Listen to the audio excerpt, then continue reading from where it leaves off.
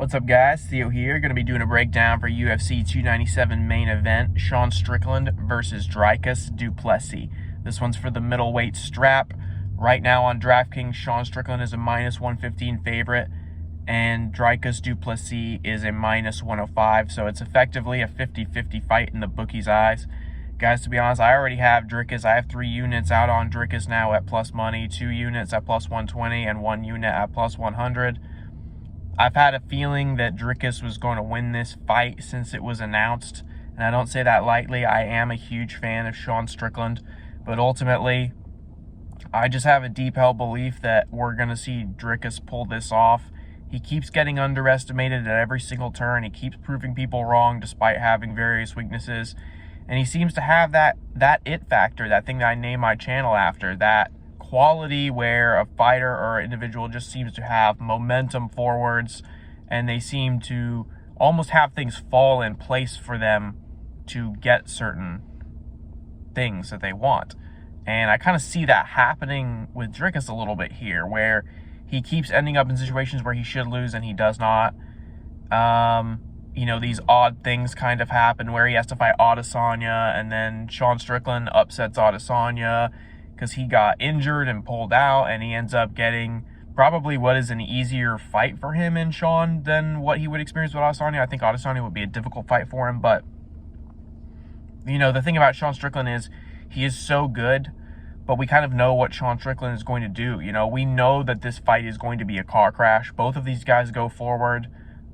You know, Dricus does not fight anything like Adesanya, and Adesanya's style that night was bad for bad for him to fight Sean Strickland. Sean Strickland was like the worst guy he could have fought, going in there and backing up like that. So I just see a lot of weird things kind of fall into place for Dricus here. And when I watch his fight style, he seems to have just this insane, almost like animal-like quality where he's just a destroyer. He goes for it, he overpowers people. He's just in their face constantly. He has a lot of very interesting level changing and kind of like hand movement and stuff and feints. He's always throwing feints. So I think he just has a very unique and unusual style. And it kind of tricks people that are good at breaking down fights into thinking that he's like really terrible, because he does often make bad decisions in the octagon. But the thing is, he kind of knows that he can win in those areas, I think, because he is a very well-rounded martial artist, and he's just more likely to take risks in the octagon. And to be honest, in a fight where we know this is going to be a stand-up bout, I mean, you know, Sean Strickland, there's been this narrative lately where people are talking about his jiu-jitsu and how good it is, and the same for Dricus. People, you know, both of these guys are credentialed jiu-jitsu grapplers. But guys, I mean, I've said this a trillion times, and I'll keep saying it. Fighters don't go in there and change the way they fight because they get a different stylistic matchup. You very, very rarely ever see that happen. Fighters are going to go in there. It doesn't matter if they've been working on their wrestling. It doesn't matter if they've been working on their grappling. If they never grapple and they never wrestle in their fights, they're not going to. It doesn't matter how much they work on it. When they get in there, people will revert to the fighter that they are.